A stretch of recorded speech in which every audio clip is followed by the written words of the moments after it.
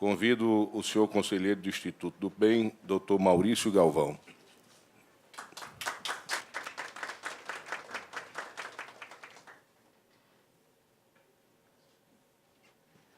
Bom dia a todos. Gostaria inicialmente de agradecer o convite da gente poder estar aqui, parabenizar o doutor Ezequiel aí pela excelente iniciativa. A gente sabe como quem trabalha com doação de órgãos, a gente tem brigado por espaço, e é um tema realmente que tem que ser divulgado. Ele tem muita, como ele está relacionado à dor, ele tem muito preconceito, e às vezes as pessoas, especialmente nós latinos, que temos medo de falar de morte. Então, normalmente é um tema que se evita falar, né? E a gente vê que quando você discute sobre ele, na realidade você vê que mais do que coisas tristes, que são a morte de algumas pessoas, você vê tanta coisa boa, tanta vida, que são o número de pessoas que foram salvas pelo transplante, né? Eu sou nefrologista de formação, trabalho na equipe de transplante renal lá do Onofre Lopes, e sou, acho que desde o 4º ou 5º ano de faculdade, apaixonado pelo transplante, né? Porque eu escutei uma frase em transplante, que eu acho que resume muito do que eu penso, que ele é talvez uma das poucas áreas, ou a única área da medicina em que o dinheiro não consegue comprar a resolutividade. Você precisa da solidariedade, da bondade humana, né? Então, acho que isso resume, e também tomo como minhas palavras de Dr. Bruno, no sentido de que quando você fala de doação, na verdade a gente vive num país com tanta corrupção, com tantos valores negativos, né? E aí quando você fala de doação, você, na realidade, se você trabalhar a doação na população, você, na realidade, está trabalhando respeito, está trabalhando solidariedade, está trabalhando valores que eu acho que a nossa população ela precisa, né? E aí o Instituto do Bem surgiu em 2011, da ideia de um grupo de amigos da gente criar e poder, estou representando aqui Raquel, Brenda e outros colegas que fazem parte do Instituto do Bem, e é uma instituição também sem fins lucrativos que foi criada porque a gente acreditava que só o setor público ou só o setor privado muitas vezes não conseguem resolver problemas que a gente tem dentro da área da saúde e de diversos setores. E a gente vê aqui hoje como que os diversos setores, a justiça, educação, secretarias municipal e estadual e as ONGs estão aqui, podem juntos, provavelmente dessa discussão, essa é a nossa ideia, tirar daqui encaminhamentos e resoluções para que a gente possa melhorar a doação de órgãos. Eu fiz aqui um pequeno... pode passar, por favor. Eu fiz aqui um pequeno esquema, só para mostrar dentro... Eu vou falar um pouquinho dos projetos que o Instituto do Bem tem e colocar dificuldades que eu que trabalho, já trabalhei, sou um colaborador lá da Central de Transplante na doação de órgãos e trabalho lá no Onofre Lopes. A gente tem de dificuldades, que eu chamaria de desafios dentro dessa área, né? Então, basicamente, né, um ciclo bem simplificado aí sobre o transplante, a gente tem os pacientes que têm alguma falência crônica de um órgão, tecido, então o paciente que faz a diálise, o paciente que teve a falência do coração, do fígado, ou que está cego por um problema na córnea, esse paciente precisa de um transplante, né? Então, primeiro, na realidade, e o mais importante, por isso que o título da campanha é Doe Órgãos, Salve Vidas, é a doação de órgãos. O próximo, por favor. O que a gente tem de principais dificuldades e desafios na doação de órgãos? Então, assim, o Estado melhorou muito do que era há 8 anos atrás, sim. Em 2009, a gente tinha menos de 3 doadores por milhão de habitantes por ano, né? Era um número muito abaixo dos níveis nacionais. E a gente chegou hoje a ter 11 o ano passado, esse ano a Central já teve uma melhora importante, está em 18 doadores por milhão. Então, isso significa 18 vezes 3, vamos lá, 50 e tantos doadores que já vieram e cada um deles salvando 6, 8 vidas de pessoas. A maior parte daqui, infelizmente, ainda muitos órgãos indo para fora, e a gente vai falar um pouquinho disso. Mas a gente pode fazer mais, porque a gente tem um sistema de saúde que é muito centralizado, então a maioria dos doadores estão no Valfredo Gurgel, em outros meia dúzia de pronto-socorros, e nós podemos chegar a números como nós temos em alguns estados do Sul, como Santa Catarina, por exemplo, que tem mais de 35 doadores por milhão, né? Isso significa a gente praticamente conseguir zerar as nossas filas de espera. E nós temos profissionais treinados, nós precisamos de algumas coisas que eu vou comentar aqui. Uma das coisas, e que eu acho que aí o legislativo aqui, claro que não tem o poder do executivo, mas consegue fazer muita coisa, eu acredito até mais. A gente precisa capacitar mais pessoas e recursos humanos. Então, se a gente está falando muito aqui sobre a população, a gente precisa continuar treinando e educando os nossos profissionais de saúde sobre doação. Porque ainda existe um preconceito dos profissionais de saúde, muitas vezes, sobre conceitos básicos, sobre morte encefálica, sobre pessoas que podem ou não podem ser doadores. Então, isso é uma coisa que nós precisamos fomentar. Nós precisamos acolher as famílias, né? Nós estamos falando aqui num ambiente ideal, que todo mundo aqui está de forma confortável falando que quer ser doador. Mas você imagina que um familiar seu foi atendido, infelizmente, pelas questões estruturais, de forma muito inadequada, em algum pronto-socorro aqui do Estado. Vamos falar o Valfredo Gurgel. A gente sabe que o Valfredo Gurgel faz um esforço fundamental, mas ele tem muitas dificuldades. Então, você imagina que um familiar seu chegou no Valfredo Gurgel, por uma série de dificuldades lá, ele foi mal atendido e acabou tendo um desfecho ruim e evoluiu para a morte encefálica. Você está num corredor, há 2 dias sem dormir, e alguém chama você num corredor para dizer, seu familiar infelizmente faleceu, mas ele está em uma situação especial de morte, que é a morte encefálica, ele pode ser doador de órgãos. Você gostaria de doar? Né? Isso é muito difícil. Mesmo que meu familiar tenha dito para mim que era um doador, a forma como a pessoa foi ali falar comigo, a forma como foi acolhido no hospital, faz toda a diferença como eu vou me manifestar. Né? E uma forma simples e que a gente tem melhorado isso lá no Valfredo foi esse projeto da parceria da Central de Transplante com o Instituto Tudo Bem, que é a sala de acolhimento.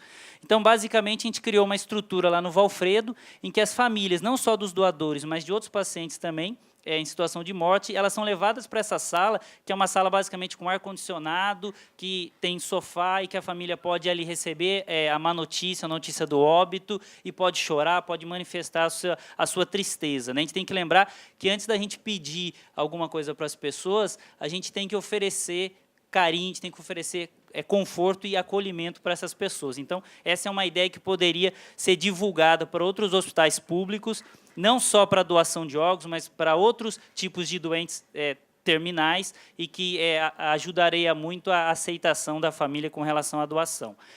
Laboratório de HLA, que a gente chama, que é o laboratório de imunologia, que isso que já foi comentado aqui. Então, o Estado também pode ajudar, de forma que a gente não tenha uma coisa simples, que é faltar um reagente para fazer um exame, e aí você deixar de usar esse transplante aqui, esse órgão aqui no Estado, ter que mandar ele para fora, porque falta esse exame para fazer a compatibilidade. E outras coisas menores, como líquidos de preservação, ou seja, coisas de materiais que, às vezes, não são coisas extremamente caras, mas que fazem a total diferença entre simplesmente você utilizar ou não aquele órgão para o transplante. E o transplante é imediato, né? Eu não posso esperar 15 dias, 30 dias para que se consiga aquela estrutura. Ou você tem, ou você não pode utilizar. Passando a partir do momento que a gente tem um órgão, a gente também tem um outro ponto importante, né, nesse processo, que é preparar os pacientes. Então, eu tenho um doente que está com falência crônica, que está lá fazendo diálise na clínica, que é um paciente que tem cirrose hepática, está com insuficiência hepática, com insuficiência cardíaca. Esse paciente precisa fazer uma série de exames, porque, além de serem cirurgias complexas, eu vou dar drogas que diminuem as defesas dele, para ele não rejeitar, e essas medicações eu tenho que pegar um doente que esteja muito bem do ponto de vista clínico. Então, são exames, por exemplo, esses exames são feitos na rede pública. Então, o Onofre Lopes, muitas vezes, o Hospital do Coração, não consegue fazer todos os exames. O Natal Center também não conseguia. Então, esses pacientes recebem os pedidos para ir para a rede pública. E na rede pública, muitas vezes, do município ou do estado de alta complexidade, ele fica mais de 1 ano para fazer todos os exames. Quando passa esse 1 ano que ele consegue fazer todos, muitas vezes ele volta lá para a gente, os primeiros já venceram, que são exames de renovação anual. E aí a gente tem um número ali de 150 pacientes inscritos, ativos para receber um rim, mas nós temos 2.000 pessoas, em média, fazendo diálise no estado. e se sabe que de 30% a 40% dessas pessoas precisaria ter indicação de fazer um transplante de rim, ou seja, 600 a 800 pessoas deveriam ser a nossa lista de ativos.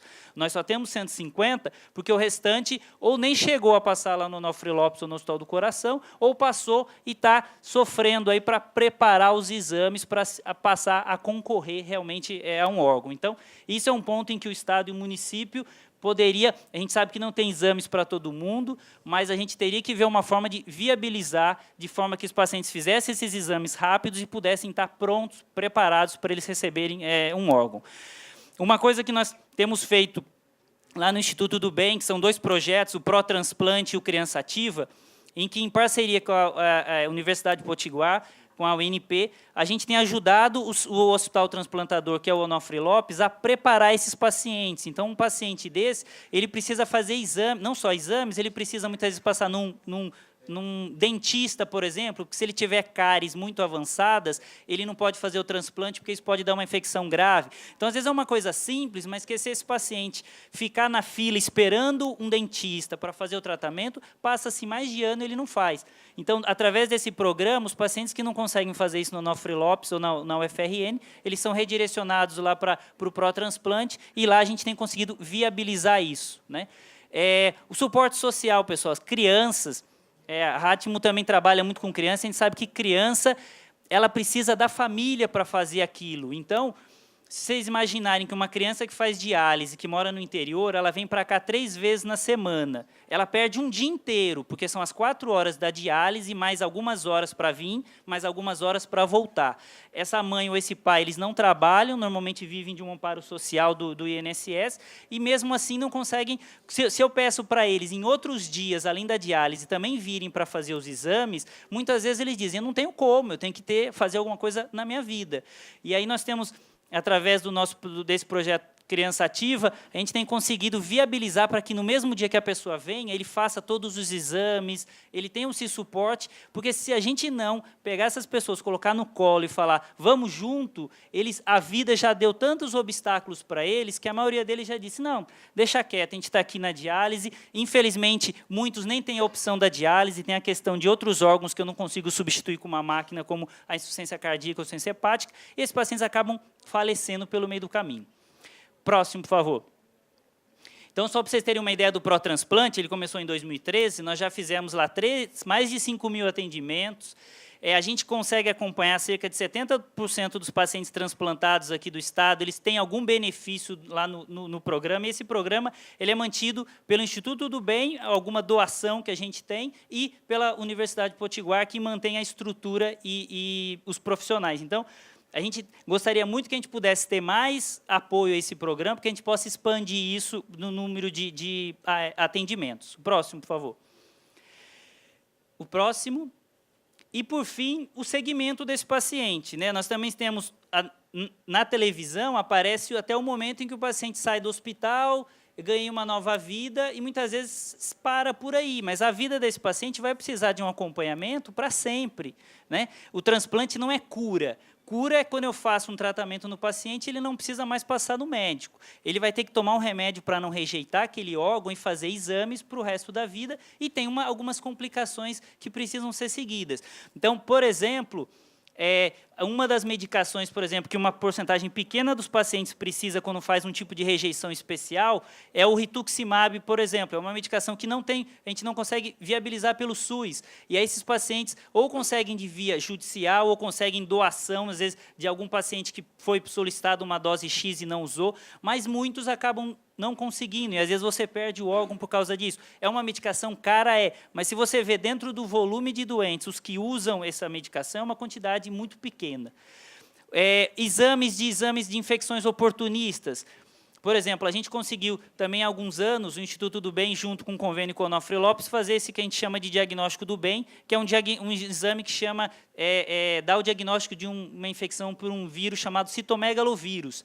Até hoje no Estado, nenhum laboratório privado agora começou a fazer, mas fazia. Então, na verdade, o Onofre Lopes começou a beneficiar pacientes públicos, de SUS e de convênio, porque a gente não tinha como fazer esse exame. E hoje a gente precisa de outros exames, então a gente precisa dar o diagnóstico de poliomavírus e de algumas outras infecções que não beneficia só os transplantados, beneficiaria os pacientes da oncohematologia, e isso começou como? O Instituto do Bem doou para o Onofre Lopes uma centrífuga, doou uns kits iniciais para fazer os exames e mandou uma pessoa lá para Campinas para ser treinada. Essa pessoa voltou, e o hospital assumiu e se multiplicou isso. Então, são pequenas ações que pode se fazer que você melhore muito a qualidade de vida e os resultados desse paciente. E uma última preocupação, estou finalizando já, é essa questão de reinserção profissional que eu coloquei ali, que é uma preocupação que nós do Instituto do Bem temos, e a gente faz todas essas parcerias. Por quê? Você imagina alguém que fez diálise ou que ficou com uma insuficiência cardíaca por alguns anos, ele ficou afastado da sociedade, né? Porque ele fica lá fazendo a diálise, ele vai sendo esquecido porque ele vai se desvencilhando um pouco da família, ele parou de trabalhar por vários anos, e depois de 5 ou 10 anos ele transplanta, ele está bem, o INSS, em algum momento, vai dar alta para ele, da aposentadoria ou do benefício, e simplesmente ele cai no mundo assim. Então, essa pessoa ela vai fazer o quê? Então, a gente tem feito um trabalho lá de tentar ver que essa pessoa ela tem que... a sociedade investiu todo um recurso nela para que ela também voltasse a ser ativa, né? Então, esse trabalho que envolve o sistema, poder envolver o sistema S, hoje a gente faz na UNP no sentido muito inicial, com alguns outros parceiros tentando dar capacitação para essas pessoas, basicamente é que elas voltem a ter um projeto de vida. O projeto de vida pode não necessariamente ser trabalhar, pode ser estudar, fazer alguma coisa, mas que essas pessoas voltem a pensar que são produtivas e que o ciclo da vida voltou. Queria agradecer muito pelo espaço. Eu tentei, na realidade, colocar os problemas que eu acho que são importantes, que a gente acho que já caminhou muito, mas com coisas pequenas, eu sempre acredito que com coisas pequenas a gente consegue melhorar mais. E dizer para vocês também que o Instituto do Bem está aberto, para quem quiser participar, quem quiser ajudar, e eu acho que a gente só consegue chegar até aqui, a gente só conseguiu chegar até aqui porque muita gente ajudou. A gente tem que criar, quanto mais elos, quanto mais pessoas estiverem nessa corrente, nessa rede ajudando, é a única forma de nós conseguirmos evoluir mais. Tá bom? Muito obrigado e a gente fica à disposição.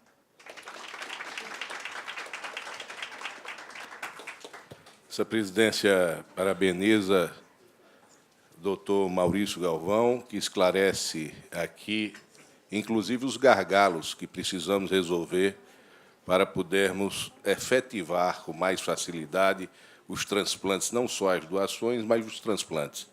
Eu teria uma pergunta rápida, doutor. Os pacientes receptores, eles não têm uma prioridade na fila de exames de alta complexidade, não? Sim, não? O Onofre Lopes, a gente consegue, dos exames que fazem lá dentro, o Onofre Lopes tende a disponibilizar uma preferência, mas o próprio uma prioridade, mas o próprio Onofre Lopes já tem parte da agenda e dos exames dele na rede municipal, muitas vezes, né? Então, esse paciente acaba caindo na própria rede municipal. E a nossa ideia era que esse paciente, pelo menos um número X, uma cotização desses exames, que a gente pudesse fazer como um pacote, você dá todos os exames, o doente conseguir fazer, para que ele rapidamente entre na lista de espera, porque ele vai ter que fazer esse exame em algum momento, né? Ele não vai onerar mais o SUS, porque ele vai fazer. A questão é que a gente faça de forma organizada todos os exames e ele possa mais rapidamente estar ativo. Perfeito. Posso complementar? Pois não, pode sim. 70% dos exames eles são disponibilizados na rede e 30% desses exames, falando especificamente do Hospital Universitário Onofre Lopes, eles ficam dentro do hospital para que eles possam